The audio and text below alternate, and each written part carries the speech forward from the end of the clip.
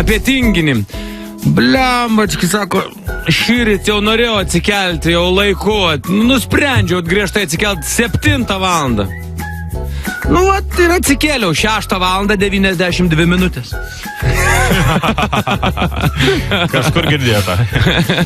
Griežtas dėstytojas šaukia ant studentų. Kuo greičiau visi nusimkite šitos rožinius sakinius, nes matysit, jie dušta stiklais į vidų.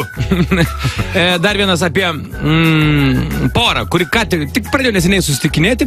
Mergina pasikvietė vaikiną, taip ramiai, be nieko pabuvo. Jau kaip ir vakaras, 10:30 vakare, vaikinas taip sako, gal aš, gal galėčiau likti nakvot. Tiek jau vėlu. Mergina žiūri, sako, žinok, ne, jau vėlu, žinok, aš jau ir liftą iškviečiau. Upsiai. Dar vienas. Klausyk, kodėl tu su žmona skiriesi, ką? Supranti, vakar visą naktį jos nebuvo namuose, o rytai pasakė, kad nakvoja pas seserį. Ir ką? Matai, meluoja jinai, pas jos seserį, tai aš nakvojau.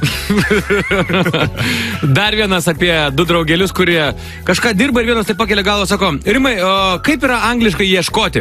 Kitas taip, Google. Sinonimas.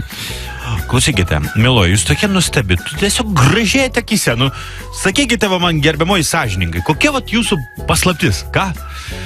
Sąžiningai sakote, ne? Jeigu sąžiningai, tai aš jums įpilu degtinės jalų, kad tik jūs nueinat į tualetą.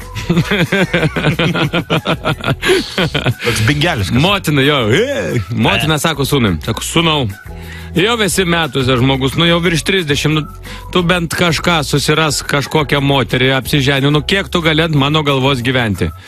Sūnus sėdis, mam, tu juk žinai, kaip sunku surasti porą. Tai klausyk, kad tu visai jau išgvešęs kažkoks tai ką porą, tai pradžią bent vieną susirask.